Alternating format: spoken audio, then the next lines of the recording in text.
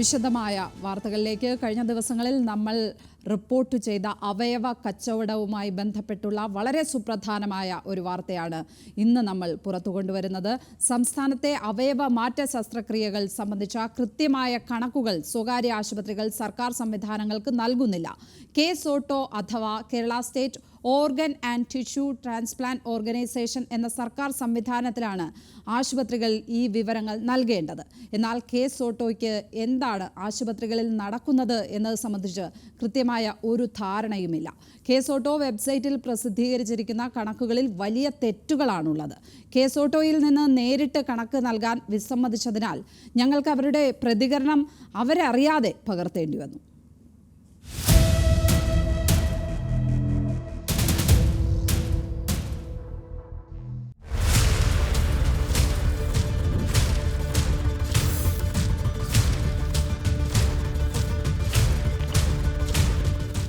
KSOTO സംസ്ഥാനത്തെ അവയവ കൈമാറ്റം സംബന്ധിച്ച നോഡൽ ഏജൻസി. ആരോഗ്യമന്ത്രിയും ആരോഗ്യവകുപ്പ് സെക്രട്ടറിയും ഉൾപ്പെടെ സംസ്ഥാനത്തെ ആരോഗ്യവകുപ്പിലെ ഉന്നത ഉദ്യോഗസ്ഥരുടെ കീഴിലാണ് KSOTO പ്രവർത്തിക്കുന്നത്. മൃതസഞ്ജീവനി അടക്കമുള്ള പദ്ധതികൾ KSOTO വഴിയാണ് പ്രവർത്തിക്കുന്നതും. അവയവമാറ്റ ശസ്ത്രക്രിയകൾ നടത്തുന്ന ആശുപത്രികൾ എല്ലാ മാസവും നടത്തുന്ന ശസ്ത്രക്രിയകൾ സംബന്ധിച്ച ലിസ്റ്റ് കൃത്യമായി KSOTOയ്ക്ക് നൽകണമെന്നാണ് സർക്കാർ നിർദ്ദേശം. ലിസ്റ്റിൽ അവയവദാനം സംബന്ധിച്ചുള്ള കൃത്യമായ വിവരങ്ങളും വേണം. നിലവിൽ ലിസ്റ്റുമായി ബന്ധപ്പെട്ട് KSOTO executive director doctor Noble ഗ്രേഷ്യസിനോട് ഞങ്ങൾ സംസാരിച്ചു. ഒരാശുപത്രികളും അവയവമാറ്റം സംബന്ധിച്ചുള്ള ലിസ്റ്റ് കൃത്യമായി നൽകാറില്ലെന്നായിരുന്നു മറുപടി. എക്സൽ ഷീറ്റിൽ അല്ലെങ്കിൽ ഒരു സാധാരണ വേർഡ് ഫയലിൽ എത്ര പേര് ചെയ്തു, എത്ര പേര് റിലേറ്റഡ്, എത്ര റിലേറ്റഡ് കൃത്യമായിട്ട് ഒരു, അതായത് സ്റ്റേറ്റ് വൈസിലെ എല്ലാ ആശുപത്രിയും കൃത്യമായിട്ട് KSOTOയിൽ അപ്ഡേറ്റ് ചെയ്യണമെന്നുള്ളതാണ്. ഡോണർ ആരാണ്, അതിൻ്റെ രോഗിയാണ്, റിലേറ്റീവ് ആണോ, നോൺ റിലേറ്റീവ് ആണോ, അങ്ങനെയാണ് അതിൻ്റെ പോകുന്നത്. ഈ വിഷയം എല്ലാ ആശുപത്രിയിലും റൈറ്റ് ടൈമിൽ റിപ്പോർട്ട് ചെയ്യാറില്ല. അങ്ങനെ ഒരു വിഷയമുണ്ട്. നമ്മളതിനെ ചർച്ച ചെയ്തോളൂ എല്ലാ ആശുപത്രിയിലും. അവയവമാറ്റം സംബന്ധിച്ച് ആശുപത്രികൾ നൽകുന്ന ലിസ്റ്റുമായി ബന്ധപ്പെട്ട് എന്തെങ്കിലും പരിശോധനകൾ KSOTO നടത്താറുണ്ടോ എന്ന ചോദ്യത്തിനും വ്യക്തമായ മറുപടി ലഭിച്ചില്ല. KSOTO വെബ്സൈറ്റിൽ അവയവമാറ്റങ്ങൾ നടക്കുന്നതിന്റെ കണക്കുകൾ പരിശോധിച്ചിരുന്നു. ഈ കണക്കുകളിലും അവ്യക്തതയുണ്ട്. അവയവമാറ്റം സംബന്ധിച്ചുള്ള മൊത്തം കണക്കും വർഷാവർഷമുള്ള കണക്കും തമ്മിൽ വൈരുദ്ധ്യമുണ്ട്. കിഡ്നി ട്രാൻസ്പ്ലാന്റേഷൻ ലിസ്റ്റിലാണ് വ്യക്തത കുറവ്. പ്രോബ്ലം അറിയാമോ? ഓരോ ആശുപത്രിയിലെ മാസം തോറും അയച്ചു തരണമെന്നാണ് വ്യക്തം. പക്ഷെ അവരെല്ലാവരും അയച്ചു തരാറില്ല. നമുക്ക് അതിനെ കമ്പ്യൂട്ടറിൽ ക്യാപ്ചർ ചെയ്യുന്ന പരിപാടി ഇല്ല. ഡിസീസ് ഡോണർ മാത്രമേ നമുക്ക് കറക്റ്റായിട്ട് കിട്ടുന്നുള്ളൂ.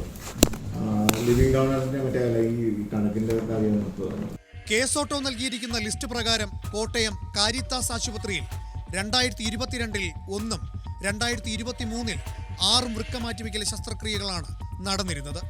എന്നാൽ മൊത്തക്കണക്കിൽ 2 എണ്ണം മാത്രമാണ് രേഖപ്പെടുത്തിയിരിക്കുന്നത്. കോട്ടയ്ക്കൽ മിംസ് ആശുപത്രിയിൽ 2022 7 2023 15 ശസ്ത്രക്രിയകൾ നടന്നിട്ടുണ്ട്. എന്നാൽ മൊത്തക്കണക്കിൽ ഒന്നുപോലുമില്ല. അവയവമാറ്റം സംബന്ധിച്ചുള്ള മുഴുവൻ ലിസ്റ്റിലും ഈ വ്യത്യാസമുണ്ട്. ആരോഗ്യമേഖലയിൽ രാജ്യത്തിന്റെ അഭിമാനമായി ലോകം വാഴ്ത്തിയ സംസ്ഥാനത്തെ ആരോഗ്യരംഗത്തിന്റെ അവസ്ഥയാണ് ഈ വാർത്തയിലൂടെ നിങ്ങൾ കാണുന്നത്. ആരോഗ്യരംഗത്ത് സൂക്ഷ്മമായി പരിശോധിക്കപ്പെടേണ്ട അവയവമാറ്റം സംബന്ധിച്ച് സർക്കാർ സംവിധാനങ്ങൾക്ക് ഒരു വ്യക്തതയുമില്ല. ക്യാമറമാൻ വിഷ്ണുവിനും അക്ഷയ് VS-നുമൊപ്പം റാഫി കരീം, കൃഷ്ണപ്രിയ, ന്യൂസ് മലയാളം. വിശദാംശങ്ങളുമായി ഇപ്പോൾ റാഫി കരീം ചേരുകയാണ്. റാഫി, എത്ര ഗുരുതരമായ അനാസ്ഥയാണല്ലേ സംഭവിച്ചിരിക്കുന്നത്? ഇപ്പോൾ മനസ്സിലാകുന്നുണ്ട് ഏത് പഴുതിൽ കൂടിയാണ് സംസ്ഥാനത്ത് ഈ അവയവ കച്ചവടം പൊടിപൊടിക്കുന്നതെന്ന്. നിങ്ങൾക്ക് ഈ അന്വേഷണം നടത്തിയപ്പോൾ KSOTOയുമായി ബന്ധപ്പെട്ട് അവർ ഈ അനാസ്ഥ കാണിക്കുന്നതുമായി ബന്ധപ്പെട്ട് എന്തൊക്കെ തരത്തിലുള്ള വെളിപ്പെടുത്തലുകൾ, എന്തൊക്കെ തരത്തിലുള്ള വിവരങ്ങളാണ് ലഭിച്ചിരിക്കുന്നത്?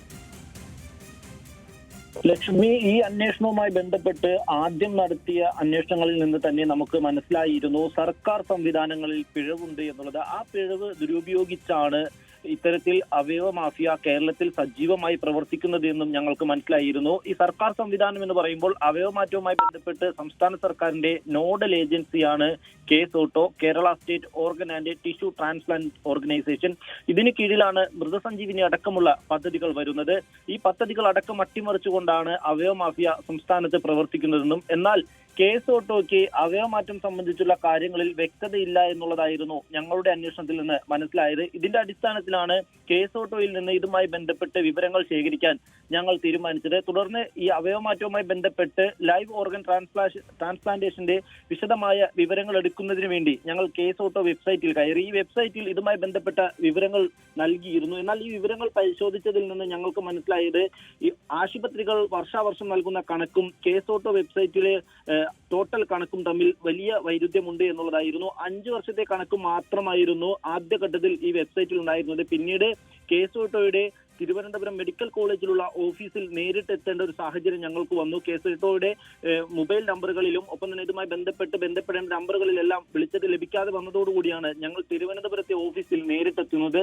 ഈ ഓഫീസിൽ എത്തിയതിനു ശേഷം ഈ സൈറ്റിലെ ഇത്തരം തെറ്റുകളെ കുറിച്ച് ഞങ്ങൾ അവരെ അറിയിക്കുകയും ചെയ്തു. അത് ഉടനെ അവർ പരിഹരിക്കാമെന്ന് അറിയിച്ചതിന് ശേഷം അടുത്ത ദിവസം ഇതുമായി ബന്ധപ്പെട്ട് 10 വർഷത്തെ വിവരങ്ങൾ ഇവർ ഈ സൈറ്റിൽ അപ്ലോഡ് ചെയ്തു. ഇതിൽ നിന്ന് ഈ വിവരങ്ങൾ പരിശോധിച്ചതിൽ നിന്ന് ഞങ്ങൾക്ക് മനസ്സിലാക്കാൻ കഴിഞ്ഞത് ആശുപത്രികൾ വർഷാവർഷം നൽകുന്ന കണക്കുകളിലും വൈരുദ്ധ്യമുണ്ട് എന്നുള്ളതാണ്. അതേ ആശുപത്രികൾ നൽകുന്ന കണക്കുകൾ തെറ്റായി തന്നെ കേസ് ഓട്ടോ വെബ്സൈറ്റിൽ നൽകിയിരിക്കുകയാണ്. ഈ കണക്കുകളിൽ ഒരു പരിശോധന നടത്താൻ ഈ ഉദ്യോഗസ്ഥർ തയ്യാറായിട്ടില്ല എന്നുള്ളതാണ് മനസ്സിലാക്കാൻ കഴിയുന്നത്. ഇതുമായി ബന്ധപ്പെട്ട് ഈ ഒരു ചോദ്യം ഉന്നയിച്ചപ്പോൾ പറഞ്ഞത് ഈ ആശുപത്രികൾ നൽകുന്ന കണക്കുകൾ രേഖപ്പെടുത്തുകയല്ലാതെ ഈ കണക്കുകൾ പരിശോധിക്കുന്നതിനുള്ള ഒരു സംവിധാനം അല്ലെങ്കിൽ ആ തരത്തിലുള്ള ഒരു സാഹചര്യം കേസ് ഓട്ടോയ്ക്ക് ഇല്ല എന്നുള്ളതാണ്. ഒപ്പം തന്നെ പല ആശുപത്രികളും വ്യക്തമായ കണക്കുകൾ മാസാമാസം നൽകാറില്ല എന്നുമാണ്. കേസ് ഓട്ടോയുടെ ഒരു നോംസ് അനുസരിച്ച് എല്ലാ ആശുപത്രികളും കൃത്യമായ അവയവമാറ്റ കണക്കുകൾ, അത് ഡോണറിന്റെ വിവരങ്ങളും ഒപ്പം തന്നെ രോഗിയുടെ വിവരങ്ങളും ഏത് ആശുപത്രിയിലാണ് സർജറി നടന്നതെന്നടക്കമുള്ള കൃത്യമായ വിവരങ്ങൾ അഡ്രസ് അടക്കം നൽകണമെന്നാണ് നിയമം അതാത് മാസം. എന്നാൽ എല്ലാ ആശുപത്രികളും ഈ നിയമം കൃത്യമായി പാലിക്കാറില്ല. ഇത്തരത്തിൽ എല്ലാ ആശുപത്രികളും മാസാമാസം ഇത്തരത്തിലുള്ള കണക്കുകൾ കേസ് ഓട്ടോയ്ക്ക് നൽകാറുമില്ല. എന്നാൽ ഇതുമായി ബന്ധപ്പെട്ട് ഇതുവരെയും കേസ് ഓട്ടോ ഏതെങ്കിലും തരത്തിലുള്ള നടപടി എടുത്തിട്ടില്ല എന്നുള്ളതാണ് മനസ്സിലാക്കാൻ കഴിയുന്നത്. ഈ കേസ് ഓട്ടോ കേസ് ഓട്ടോയുടെ ഭാഗത്ത് നിന്ന് ഈ വിഷയത്തിൽ ഒരു കടുത്ത അനാസ്ഥ തന്നെ ഉണ്ടായിരിക്കുന്നു. അതുകൊണ്ട് തന്നെയാണ് ഈ അവയവ കച്ചവടം കൊഴുക്കുന്നത് എന്ന് റാഫിയുടെ റിപ്പോർട്ടിൽ നിന്ന് വളരെ വ്യക്തമാണ്. നമ്മൾ കഴിഞ്ഞ ദിവസങ്ങളിൽ പുറത്തു കൊണ്ടുവന്ന വാർത്തയ്ക്കുമേൽ ആരോഗ്യവകുപ്പ് ഇതുവരെയും ഒരക്ഷരം മിണ്ടിയിട്ടില്ല എന്നുള്ള കാര്യം കൂടി നമ്മൾ ഈ ഘട്ടത്തിൽ എടുത്തു പറയേണ്ടതുണ്ട് എന്ന് തോന്നുന്നു. 4ാം ദിവസത്തിലെത്തി നിൽക്കുന്നു റാഫി. ഇന്നെങ്കിലും മിണ്ടുമോ ആരോഗ്യമന്ത്രി?